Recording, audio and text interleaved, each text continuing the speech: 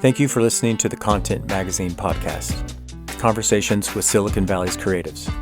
I'm Daniel Garcia, your host and the cultivator of Content Magazine, published by SV Creates. Hello, welcome to the Content Magazine podcast. I'm Daniel Garcia, the cultivator of Content Magazine, and I'm David Valdespino, the developer of Content Magazine. Here we are, David. 2 years now? 2 years. Is this your 2-year anniversary? It is just about a couple days past, but yeah, two years. Yeah, with congratulations. Congratulations. Yeah. Congratulations to us. Best 2 years of your life, probably, right? Yeah. Have you ever worked for a better boss than me? No, but different industries, though. Yeah. You know, I spent 10 years working in the bike industry prior, so different personalities, different backgrounds. But you are the best magazine production boss that I've had. Yes. Yeah, I appreciate that compliment. So we're going to look back just kind of briefly at 2024, because we're now in 2025. Yeah. Which, when you're my age, you say 2025, and it's like, you can't even believe it's real, because it's so space age. Yeah, what was 20 years ago, right? That's what you were just talking about yesterday, right? I know, Y2K was 25 years ago. Yeah. Wow, crazy. And I remember being 25. Poof, wow. So anyways, let's not get on that. So let's go through the issues of the year, which was was 16.1 through 16.4, which was our 12th. Let me see, actually. Let me take a look at it, because it's in here. Our 12th or 13th year. 12th year. Yeah. 12th year of printing a magazine. That's this next one coming up is going to be our 70th. Yeah. So if you do the math, then you could figure it out. It's like 60 something. So this was probably 60 something, 60. Yeah. 60, 66, 67. Yeah. Yeah. So a lot of issues, and we do about 13 people in each issue. So this last year we covered, I counted it, and I think it was roughly, what did I say? Like 65, 66? Yeah, something like that. Yeah. So, and that's not including some of the collectives that had some more people. So that's pretty good. Plus podcasts and stuff like that. It's been a good year. Zooming out. So, 12 years. So you started the mag in 2011. 2012, yeah. February was the first launch party, 2012 at San Pedro Square Market. Yeah. And so, when I first started, I got to see your GoFundMe kind of promo from way back in the day, because I was deep in the archives when I first started. So I have to bring that back up. But so what was your kind of goal when you started the magazine, and maybe we can kind of frame the conversation in that kind of way too? Like, how are we tracking here? The goal, there was two ideas. One, there's three, maybe four things. One, just to feature the local creatives, right? Which I think we continue to that. Two, to try to do a second issue and a third issue and a fourth issue. The early days were like, are we going to be able to do another one? But then behind that, though, with me, I wanted total Bay Area domination with Content Magazine. Okay. So I think that goal was ridiculous. Yeah. But I think featuring the local creatives, we've definitely done that very well with these 13 years. Yeah. Yeah, and I think everything's kind of panning in that direction. I mean, total domination of Bay Area might still be a little ambitious, but we're expanding the region, right? Yeah. So that's been a lot of fun. I mean, even looking at the different events that we've done this year for these magazines, the different folks that we've gotten to feature, kind of expanding. Like this one was held our pickup party was held at the State Street Market in Los Altos. Is that where you were going? Were you segueing into that? I'm trying. But that was a cool pickup party, because we had because the space was designed by folks at Gensler. Yeah. So they were on the podcast kind of when they first opened the space. They were in the podcast. They were also in an issue whenever that opened up. I can't remember what issue that was. So Brian and Corinna, who are the heads of the San Jose Gensler office, helped kind of like create that space. So we went back there to do an issue. And then, of course, we featured Ben Henderson, who's done sign painting for them and also just all throughout San Jose. I mean, you go through San Jose and he's like the new kind of like sign painter of the area. Right? Yeah, just anything you kind of have to question Yeah. if Ben might have painted it. And his team, right? So Brush House, is his whole kind of project. Which was interesting because when I was thinking about this issue and featuring him in this issue, I kind of wanted to focus a little bit more on his music. Yeah. But I probably didn't communicate that to the writer, which I don't think I did. But it's fine. It's of course, his sign painting and stuff like that.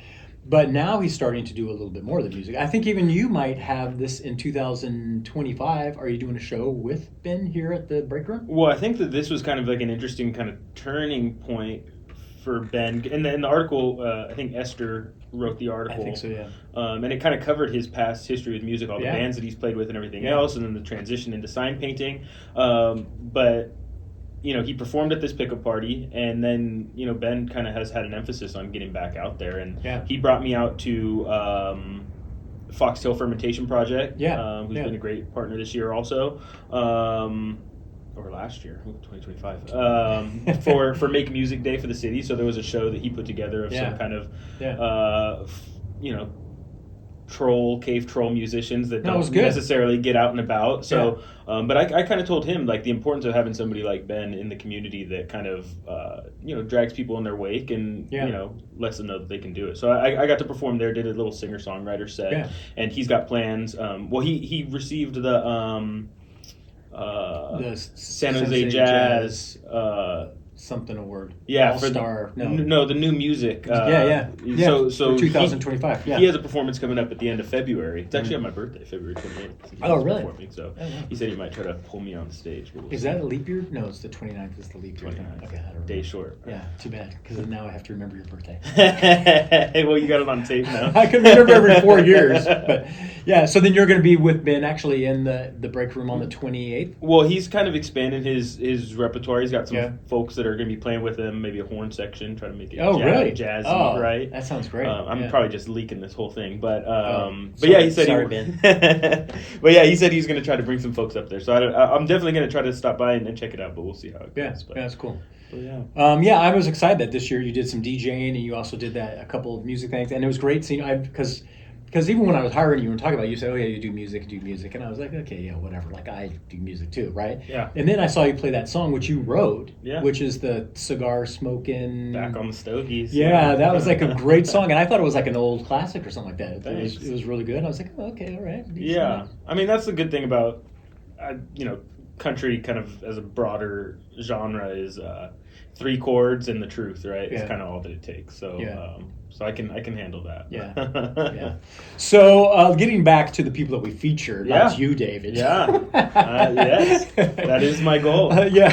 So that's great. And Ben did the cover for us, which is really super cool. I was actually looking at it. If you look at this last year in 2024, we only had one person on the cover, which was Esther Young. Yeah. But it's been the artists that we featured. This one, of course, was Giraffa. This one, RC, who I'm super excited. So, these 3 artists, I'm like really super proud that we were able to feature them and have them on the covers and feature them. We did feature Giraffa like the first or second year. Yeah.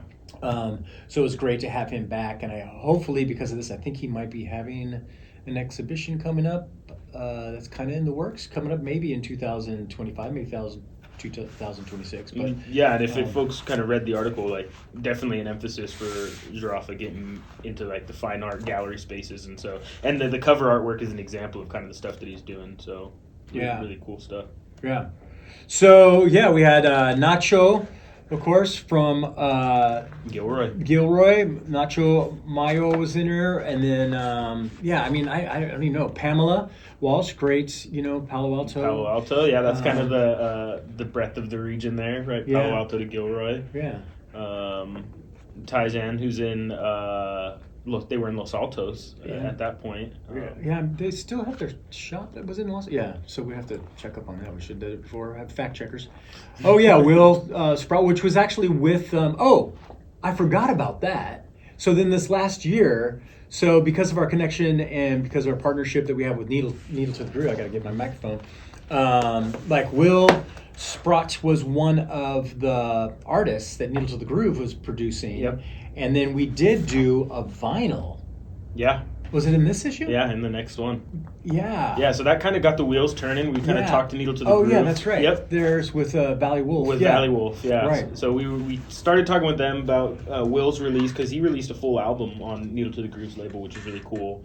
And I think that maybe Will's second release. But then from that kind of transitioned into the next issue, where we actually got to do that flexi disc of Valley Wolf, who had been previously featured in the magazine. That's been a dream of mine forever, to go ahead to do a flexi. So that was and all of the hula hoops that we had to jump through, and stuff getting delivered from Russia or wherever from printed. Eastern Europe, and the timelines. But shout out to Needle to the Groove on facilitating all that. I mean, we just it was a little hairy because we weren't sure if we were going to get them in time to be put in the magazines to be sent. I think because they had to go from the printer or from the flexi people to our printer so that they could stuff them and then they can put them in the mail, and it was getting close to I think they sent us they sent us some issues, and we got some of the before, so we were preparing to stuff them ourselves, which is 1,000 copies. So that's so that's kind of this issue. That was great to have the party there. We also featured Ars Los Altos, which is super great. Just what they're doing, kind of to bring murals and everything like that. Yeah, public art, just a culture of art to Los Altos. Yeah. They just had that kind of art battle a few months back. Rowan, that's right. All of these folks that have murals in town all kind of came together and did like a little community engagement. Yeah, Francisco was there. Francisco Ramirez. And Elba. Elba was there. Rowan. Yeah, and they all... Ben, yeah. Yeah, they all did that's cool. And I love what they're doing. It's great. Like, her story is even great. Her and Karen... Maddie, just that, she was kind of helping out. She was a mom, and she started seeing there wasn't art in school, so she started helping out. And then I think she got hired by the city for a little bit to help with arts, and then she wanted to do even more, a little bit faster than you can do sometimes with city stuff, so she started this nonprofit, and then they've made murals. They do mural tours, and that was the connection, too. I've had seen Cameron his work when he did stuff with San Jose Walls. Yeah. But then I saw him again with there, and that's where we actually ended up having him in an issue. Actually, the first issue of this year. So that wasn't even in this year, but that kind of got the balls greased for where the wheels turning. Yeah. And then, why don't you talk about DJs? Because you're into that kind of stuff. Yeah. Soulmates. Mike and... Chat. And Charlene. Sorry, Charlene. I know you better than that. No, but they're a couple that, and their story is really cool because they met, back in the day. They have some kids together, and then they were both kind of into DJing. But now, Charlene hosts classes and gets all of these kind of up and coming women DJs into the scene, and then they're kind of have some residencies around town. I know at Cardiff and at 50, what's the New York? 55 South First. Yeah, I should know all this stuff better. But that's right. It's tough when it's but yeah, they've been really awesome. They came and DJ'd at the Los Altos Pickup Party, and then they actually came back and DJ'd at West Valley for the May Pickup Party that we had. So they've been around. And they're great people. Just their mixes and kind of the variety of music that they bring to the different kind of atmospheres is super cool. Yeah, they're the greatest people ever. And shout out to Alex Nobody who did the photos for this. That's the thing I do want to even just highlight our photographers. Yes. Like this was Lauren. Totally doing Arturo. Those are so good. And then Arabella, of course, did Curtis of Ex Nihilo, and also does those creative meetups. So that was kind of fun. This is kind of a fun shot. I think Eric Salazar was behind throwing the things as they were doing the shoot and stuff like that. When we were able to partner with Ex Nihilo for that event at the Google Visitor Center. Was that in 2024? Yeah. Wow, we did a lot. Yeah.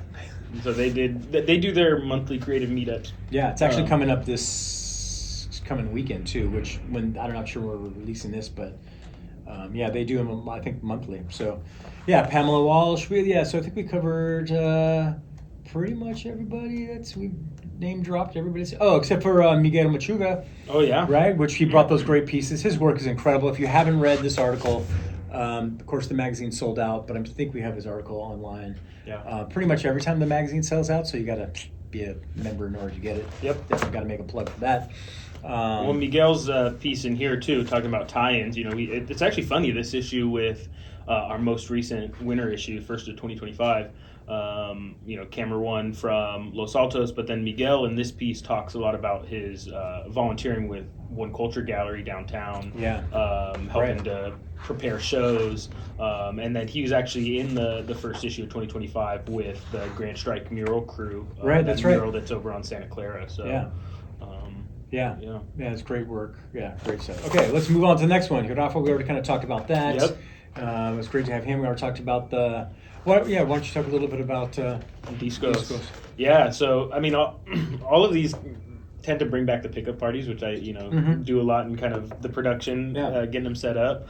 But, man, having Yvonne and Yosimar at the warehouse at Creekside Socials on Barack Obama across from the SAP Center, that was a real highlight. That was kind of like a last-minute booking.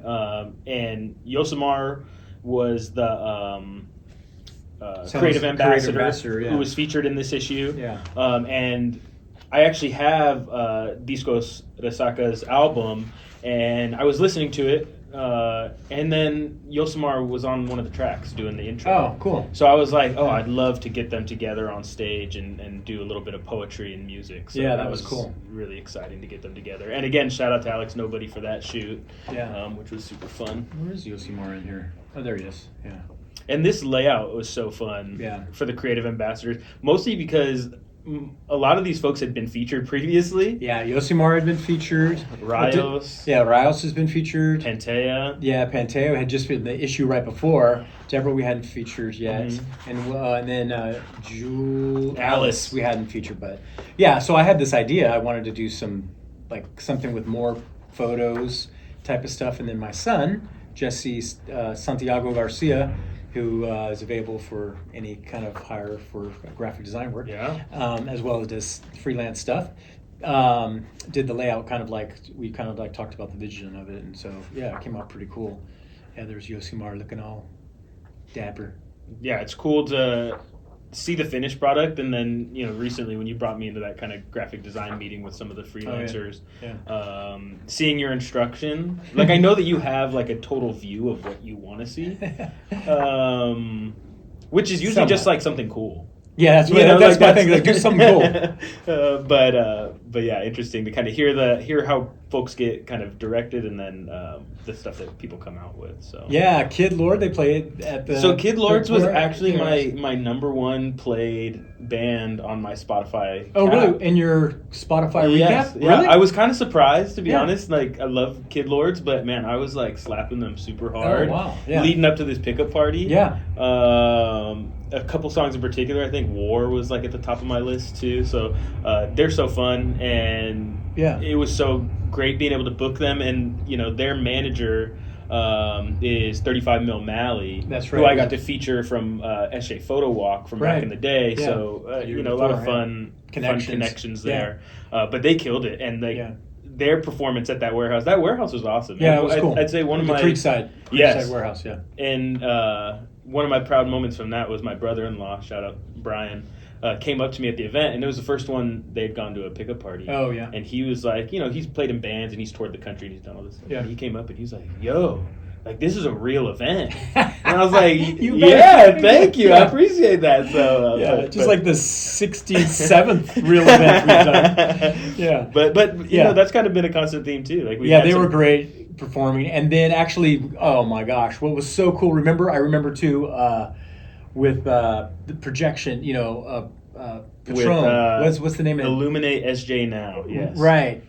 And he said he was going to do the projection stuff. And I was like, it's okay. Yeah, you do some stuff, whatever. We're going to know. Came in with 2 7-foot towers. Oh my gosh. And the projection that he did was like off the top. I mean, like what he does all the time, like he's got what he did for the break room again for the city thing. He's done it on I think he does it, projects on now onto St. Joseph at Christmas time. It is that he's done stuff on the museum. Yep. Yeah, so that's super cool. But also too, we had Chow Mein. Unfortunately, he was like traveling and touring, so he wasn't able to perform. Chow Mein, if you're listening and watching, I still want to book you for a party. I think that'd be so fun to get you on stage. Yeah, so that's cool. And this was a Stan. I don't know how to pronounce this. Olowski, whatever. Olszewski. Totally not how it's spelled. But Stan. Yeah, Stan, and he had a baby this last year. He did. Yeah. So did Samantha Track with Kevin. Oh yeah. One of our editors. They had a little baby. A lot of babies coming up. Yeah, and then Esther wrote this article, which is super cool. This is photos by Jai. I don't know how I came across Amara.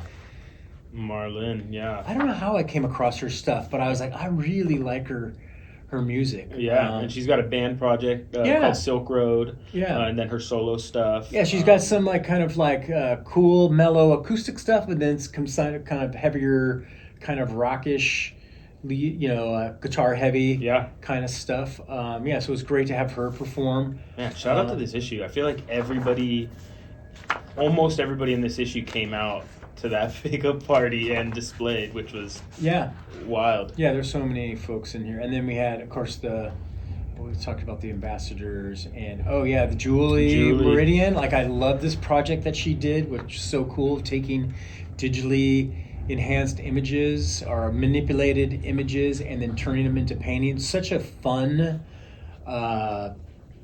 just quirky thing to see, kind of like these digitally phony landscapes. Not phony, I mean AI generated landscapes, and then with oil painting or acrylic, I forget which, but like that juxtaposition, right, is like kind of like a fun. It was a really fun, beautiful project. I think this is some of the best work she's ever done, in my opinion. It's really beautiful. Yeah.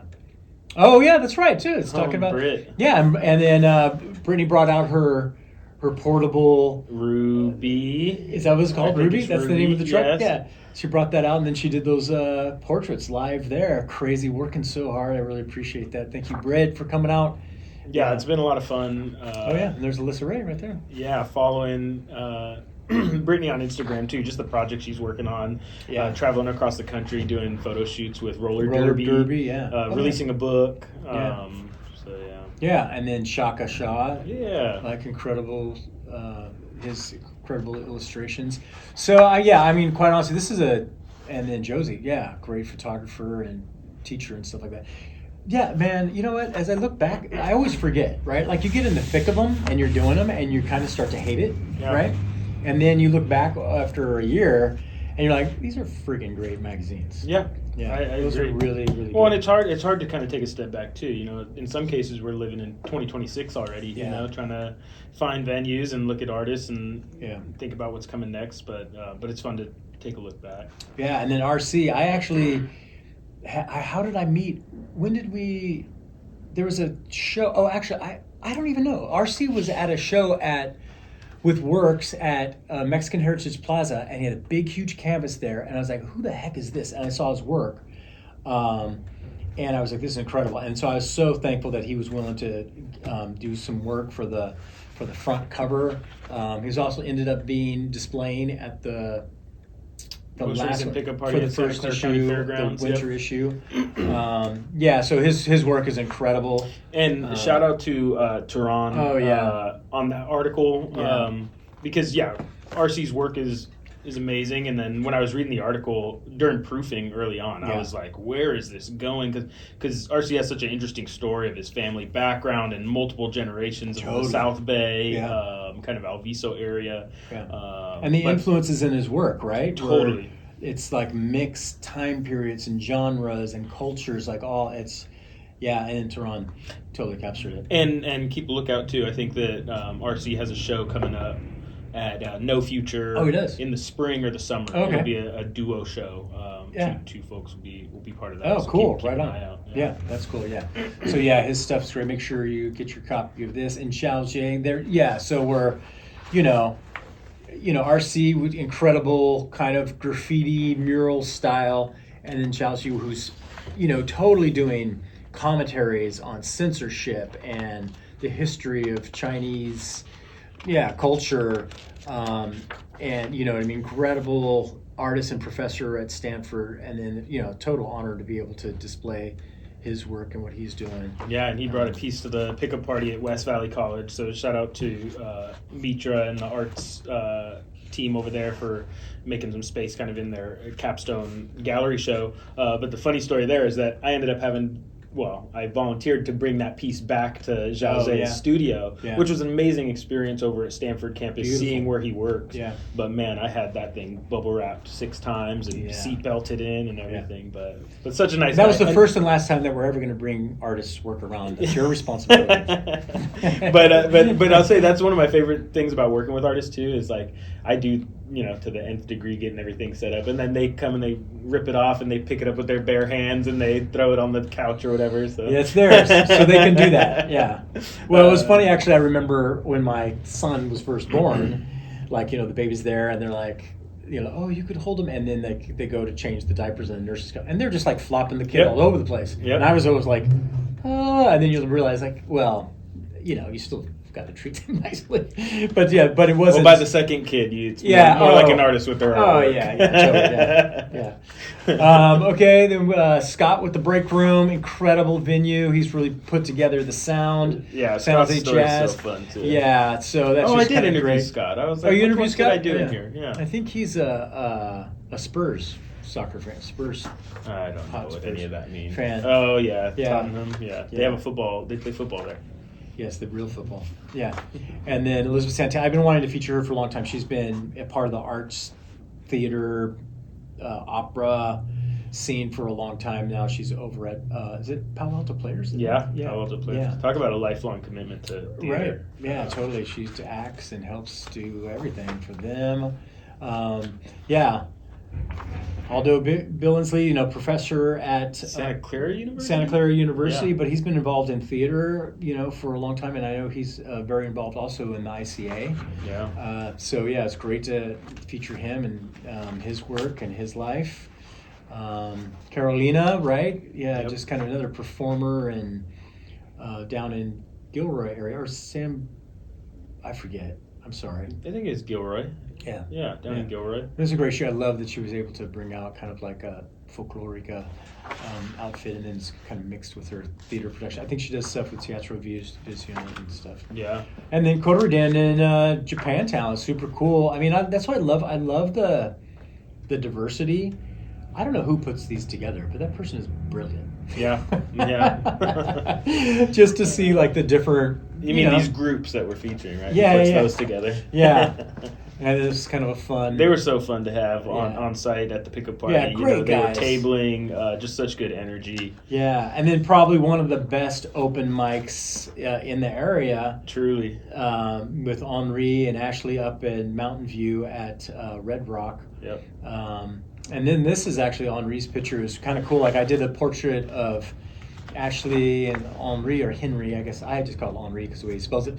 But then he sent me a bunch of images that he has taken over the years, being a part of that. It's one of the best open mics and really diverse, great music. Have you done an open mic up there? You should go up to some Monday night. No, it seems like it's totally like a, what do they call that? Like a, not coming of age, but just like a total cornerstone of like a South Bay music career is playing at Red Rock. And then after, again, it's one of those things where you feature folks. I mean, and then we follow them and everything else, right? But then I see them. It's like when you're in the market for, a VW Bug or whatever, and then you see them everywhere. So it just goes to show too, keep your eyes open because people are out there doing really cool things. I know my daughter's boyfriend does comedy, and so he's done stuff there, and he loves this place. He also does the improv with Atu and stuff like that. But he said it's a great crowd. And anyway, so then Pamela, Hornet, total art supporter, and I just love this line that the. Who wrote this one? Alyssa Ray. Yeah, it's just a kooky dog lady who loves art, which is totally. She saw. Then Pamela saw that, and then I was kind of like, oh my gosh, was she offended that we put that? Well, on Alyssa there? Ray still kind of questions that, but I don't think she is. No. Well, it was her quote. I know. So I would kind of feel, Pamela, if you're listening, I'm sorry, we didn't want to offend you, but we thought that was just a way that you would kind of express yourself. And she did like a whole show in Texas just on dog art and everything. Self-described. It was, and you know, I'm not worried about it. She just posted this layout recently, I think a couple weeks ago. So it's cool to know that it's still in rotation around her house and it's still getting around. So. Yeah, but Pamela's so fun. I mean, yeah, she's totally fun. Her and her husband, I just really appreciate what they do for the arts. You know, especially in this area, they're really involved. She's really involved at the Cantor up in Stanford. Just like I think she's like kind of like a docent. It helps with kind of guide experiences in that way. Yeah. Her collection. Her collection. Okay, well, let's go ahead and we'll wrap up that one. That was pretty good. So then let's go ahead and go to the last issue of the year, which is 16.4. That's crazy it's the last issue of the year because it feels like a long time ago now. Yeah, and that's because the thing is, this is, you know, we've talked about this 100 times probably, just because winter splits 2 years. Yeah. Winter is a stupid thing. So when I was putting together, you know what I mean? So winter starts, like the one that's out now with King's art on the front. Yep. That's actually, you know, it's winter 2024, 2025. Yep. But it's the start of our 2025 year. Yeah, so it's technically 24, 25 winter because winter, because winter, so it's 17.1. Well, so this is the fall issue, which kind of closes out our cycle of numbers. And it came out mid-August. So it at the beginning. over. Yeah, it starts at the beginning. So and then can we just demystify the numbers because I don't know if people know this. If people can figure it out. Well, I mean, they win a prize. We put a lot of stakes into like the 16, and then it organizes our whole lives. Yeah, right? Which is a way to organize. Yeah. So this whole run for 2024 was 16. Yeah. It doesn't mean that it's been 16 years, right? Because you started it kind of like a ambiguous so number at the beginning. Yeah. So to demystify, so the whole thing is when we first started. Even before we did the real thing, I called it 0.5 because it was like a beta-ish type thing, and then we did 1.0, and then we did then I did 2.0, and then I did 3.0, and then we decided we were going to do a real print, and we did a Kickstarter, and so then I started out with 4.0, and I just thought that I could have done whatever, but I thought 4.0 just looked super cool, and I never thought that we would be down to 16. Do you know what I mean? So that ties into the original goals being making the next issue. Yeah. So that's what they say about if you listen to different like podcasts on magazines and stuff like that, everybody will talk about anybody who's ever done a magazine. The first one is easy. Yeah. Because you've set up a deadline. You've been thinking about this. You bring people together. You put it together, and you do it. The second one is the most difficult because all that energy and everything that's gone into that, and then now we got a second one. So I never thought that we would get past a second one or a third one or a fourth one, and then now we're going to come up on our 70th issue. Yeah. So, and that is a lot of credit to all the people that have been involved for the last 13 years. Like everybody's put a lot of blood, sweat, and tears 100%, into it. So I really appreciate everybody who's been a part of it. But at the same time, it's just because I'm stubborn too. I was like, okay, we're not going to stop. No reverse gears in this tank. Yeah, there was one issue, and I can remember the issue and everything. I don't remember what number it is, but I was doing it, and that's the first issue that I had to do all the layouts and everything. And I was thinking, that's it. Like this is it. I'm not going to do this again. And then at that same time is when I started talking to Connie, and this kind of came. I was like right at the right time. Right when I was really like, I think we're done. Got to throw in the towel. So anyways, and speaking of that, people being involved for a long time, Esther, it was kind of crazy. Esther won the Emerging Content Artist Award through SB Creates. And just to demystify that too, I'm not on the panel. I have no say in it. So she won, and I felt kind of weird because she's been writing with us for quite a long time, and then she wins the award. So I thought people were going to probably be like, oh, it's insider baseball and all this kind of junk. And that's the thing behind these awards too. People don't realize like people win, it's great, right? That's who we know. That's what people apply for this, year after year. So it wasn't the first time that Esther had applied, and well deserved, man. And seeing the work that she's been doing, from recording things to getting around and just performing live. And her involvement at the Mexican Heritage Plaza. I mean, and her writing for the magazine, and she just has really blossom into somebody who's a part of the South Bay arts culture. Do you know what I mean? So it was awesome to be able to feature her. It was cool. We did the photo shoot over at a place where they practiced. One of her bandmates over by in Blossom Hill, or Berryessa area. And then I was like, "Oh, can you stand up there?" And she's like, "Yeah, sure." So, anyways, and then that was the cover. Of course, I get to pick the cover, but Danilo. Yeah, also, just the emphasis on all the podcasts. Yeah. We're at Empire 7, but let's keep on going through. We got to do this issue because we're probably getting over time. What was all in here? Oh, yeah. Well, even before... why don't you talk about Liminal Space a little bit? Yeah, Liminal Space with Weston and the crew down in Santa Cruz. Yeah. I mean, I just think of like the pickup party that we had at Mexican Heritage Plaza. Was incredible. So many times I show up to those events venues before the party, and it's just a blank canvas, right? But Liminal Space was totally one of those groups that showed up and just gave everything texture. I mean, it helps when you're wheeling in 6-foot-tall mushrooms with LED lights, but really kind of at the intersection of science and art and community. A lot of this kind of was this abandoned church that they took over a couple years ago, but they're moving forward kind of youth programming, arts, interactive community work. So really cool. Super cool. And then we have Allery, right, with incredible space on. Talk about intersection of science and right, and just like these are actually drawings that she did back when she was conceiving what kind of like a community garden could be like.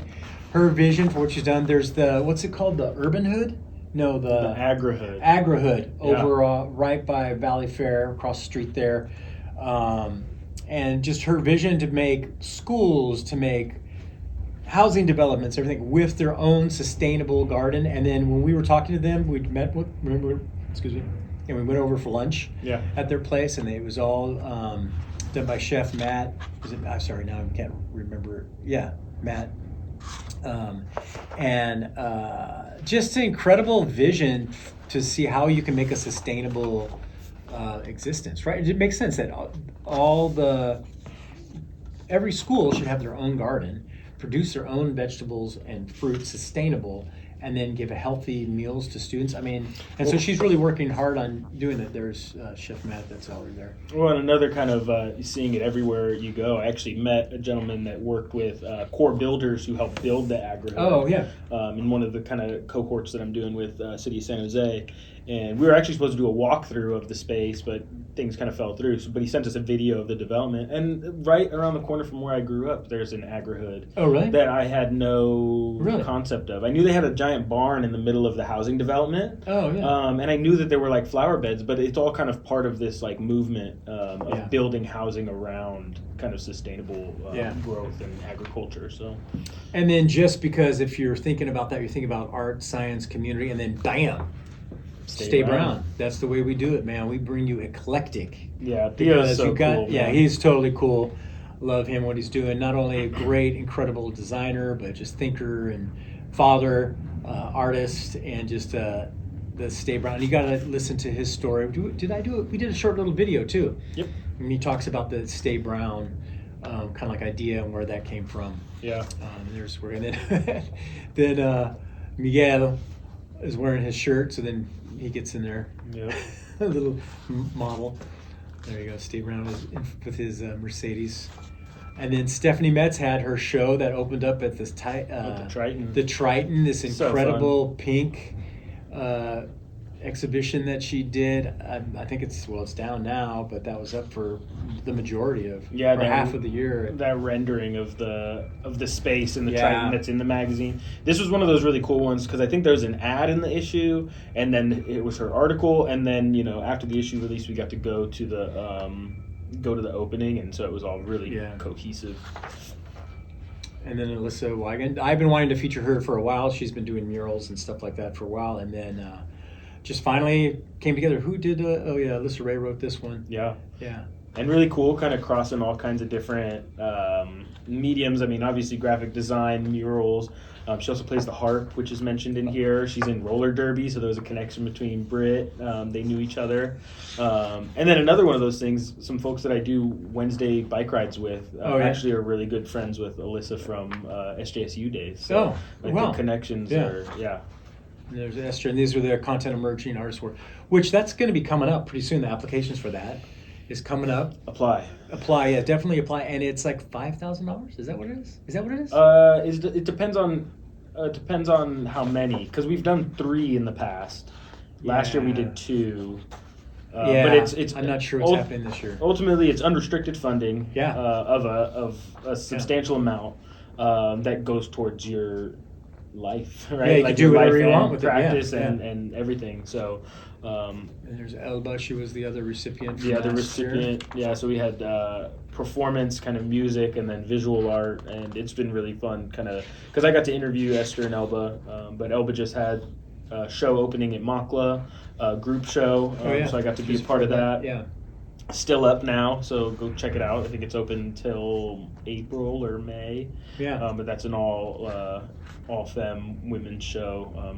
It's really fun. Yeah, and then San Jose stayed with Professor Jonathan Fung, his students. Yeah. So we were able to take submissions from their class with some really fun up and coming photographers, which is cool. Yeah, it was really cool to kind of connect with them on the gallery show that we did at Mexican Heritage Plaza, which was crazy undertaking. Shout out to Joe Miller and Works for the support, Rios for helping prepare that show. We've been doing more gallery stuff, which is kind of crazy. But and then just for the last thing on the SJSU photo students, I saw Regina Joseph, who was in this issue, I think yesterday, post something on Instagram that Adidas liked some of her photos because she did like a tennis shoot, and she was like, "Oh my gosh!" Yeah. So, but cool to keep up. with these she's people. Super talented. Yeah. Coldwater streetwear, Jubo clothing. Yeah, incredible guys. Being the change they want to see, creating the designs out in Japantown, in San Jose. Everybody's gonna say something about I always want the frowny.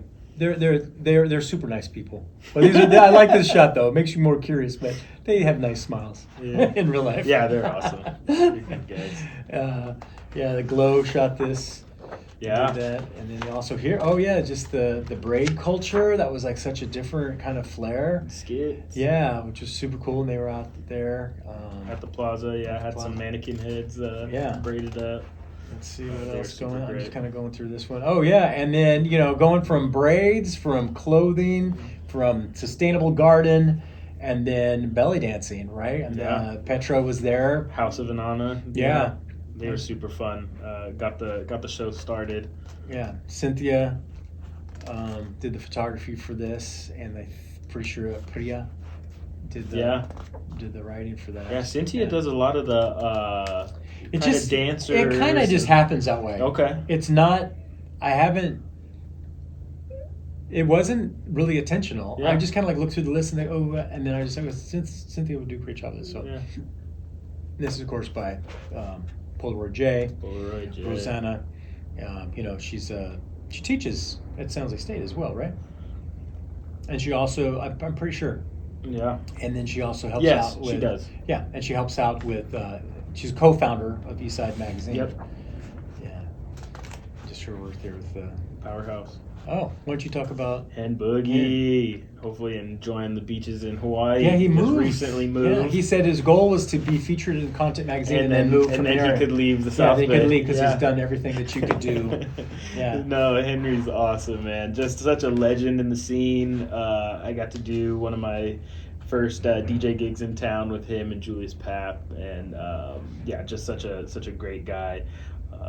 With such a pedigree in from hip hop crews to DJing to he's booking Still OG for a while, so really fun. And Brandon Roos got to write this article, which I know both of them were kind of nervous about just how it was going to come out because Henry couldn't read it before it was done, and then Brandon knows the whole history of everything music related in town, right? Totally. So he's like, how do I cover such a breadth of work in the community? But they were both really pleased. Yeah, and Stan did the photos at Still OG. I think this is at Still OG, right? Yep. Yeah. There's some fun YouTube videos on there about what is it? You ain't got no beats. Oh. Where Hen Boogie kind of talks about that, but I type him into YouTube. He's got some DJ sets on there too. And then Math Rock totally stole the show at the pickup party. Yeah, they were great. They were so great, man. Yeah, great musicians, and it's good. And fun connections there too. I think we talked about this. We talked about this issue. I think we did a podcast about it. But Mark Arroyo used to, I think, teach with Anna. The lead guitarist there, and then Mark was at the show at the pickup party, so he was super stoked to see kind of the work live on. So. Well, there it is. There is 2000. There it went, man. Come and go. 2025 will be gone just as fast.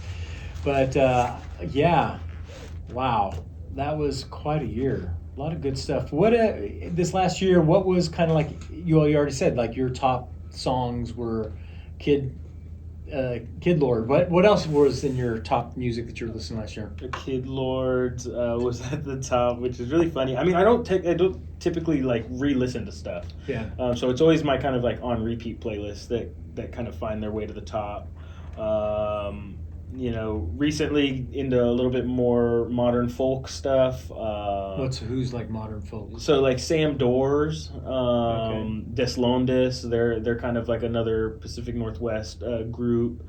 And then Bon Iver, is that modern folk? Yeah, it's a little bit more progressive. Yeah. Depressing. And then Sierra Farrell, who's really awesome. She spent some time up in the Pacific Northwest too.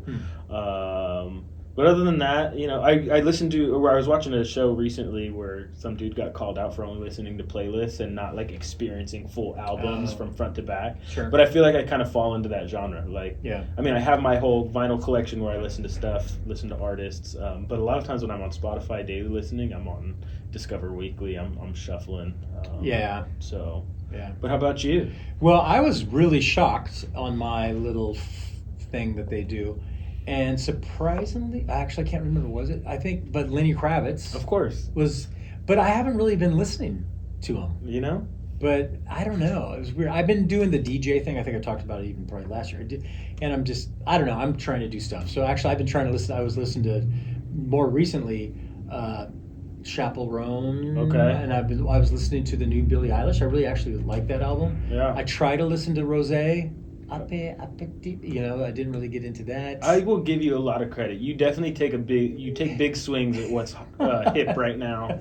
I try to listen to stuff. Sometimes your headphone falls out in the office and I hear you listening to Chappell Roan. I'm like, all right, Daniel. But you know what I mean? And actually I was listening to Kendrick. I was trying to look at Kendrick Lamar. I was trying to listen to all that kind of stuff. Yeah. And even I was listening to Tyler Creative and, trying to get listening to, I try to do like all kinds of stuff, but I would say though, I'm just like, quite honestly, this is weird.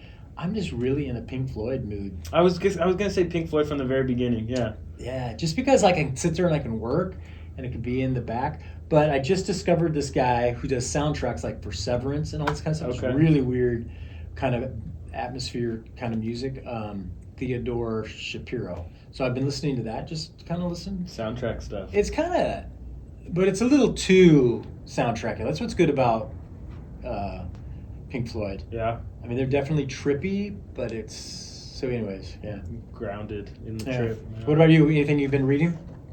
Besides Content Magazine and all the articles? I've been reading a ton of magazines. I think I said that last time. I started a bunch of subscriptions. Yeah. But I've been reading Carla Mag out of LA, Contemporary Art Review, Los Angeles. Bicycle Quarterly, that's produced by Renee Hurst, which is a cycling brand, which has some really fun stuff in it. And then Under the Radar Mag, which I think they're out of Arkansas, but they have like a big emphasis on like British pop. Oh yeah, you were talking about that. So but really cool to see how everybody else is kind of producing magazines. Yeah. So, but that's been a lot of fun. Oh, and then Bike Packing Journal also. That's like a big, hefty quarterly thing that they put out about cycling, bike camping. So yeah, I'm actually for reading for me right now. I'm trying to make myself get through Overstory, which is pretty good. I'm about 3/4 through. You just read these tomes, though. Yeah, it's not that long, but I'm just like, I wanted to read it because I've heard a number of people talk about how it was impactful to them, and it's about trees and the connection and stuff like that. But the first part of the stories and stuff like that, they're pretty fatalistic and stuff like that. People dying, people like living and dying, and kind of so. I don't know, but actually, what did I read right before that one? I can't remember what else. I don't know. Do you remember what I was reading? You reading Blood Meridian? Oh yeah, Blood Meridian. About people dying. Yeah, that was wacky. Yeah, that was McCarthy. crazy. Yeah, that was the other one. Yeah, that was. Do you read anything light ever? Maybe. No, not really. Other magazines? What's actually, I don't really look at. I don't really read magazines. I skim them a little bit, and then I'm more looking at the photos and the layouts. Yeah, that's fair. I've been reading them front to back, which my partner looks at me like I'm crazy. Like, don't you look through and see what you want to read first? And I'm like, but I've also kind of been in the mindset of reading things front to back, like for proofing and everything else. Yeah, kind of getting a feel. Yeah, the flow. I'm starting to understand some of your like weird rule of thumb stuff about like where the main feature goes and like where this goes, or like the cover story and like other stuff. Yeah. There is some method to the madness. There is method. There is a little bit of, but we don't follow it. No, because there's whole. Well, everybody's got their own spice on it. Yeah, there's a whole kind of like what should go on the cover and all that kind of stuff. But looking at 2024. Yeah. In the rear view. I can't remember it. 2024. Yeah, wins for 2024. And then, what we were thankful for from 2024. Yeah, that's a good question. Wins that we finished, that we got 4 issues out. Yeah. Even with some glitches behind the scenes of some craziness that happened. There was some craziness in 2024. Yeah, I think from 2025. Flexies to prints to print issues, errors and stuff like that, but keeps on going. I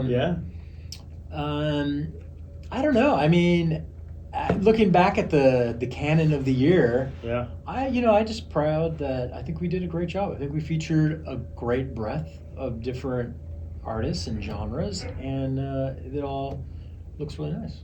So thank you for your work on it. Oh, thank you for and your great pickup parties, guidance. I would say, what about for you? What's your kind of like win and thankfulness?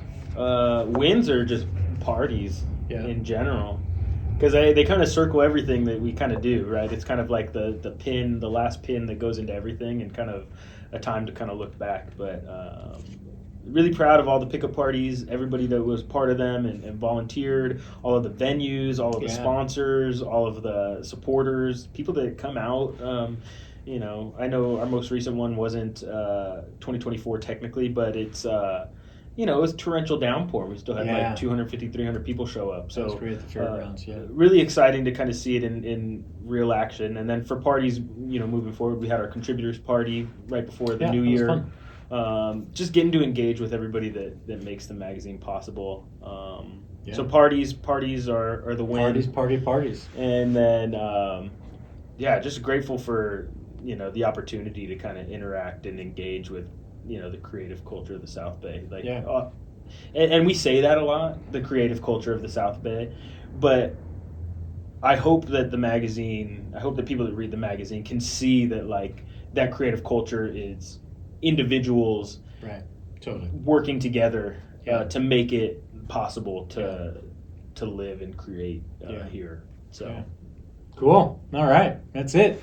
There you go. So that's 2024, and we'll kind of give you as we're going forward, we'll give you a little overview of each issue. as we go through the year, and then we'll be at 2026. Next pickup party.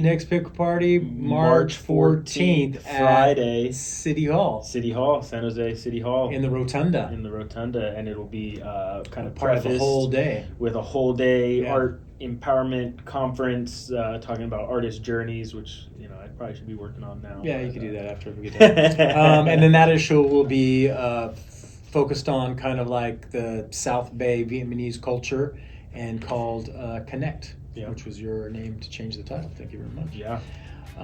So that's it for us. I'm Daniel and David Valdespino. And that's it. Talk to you later.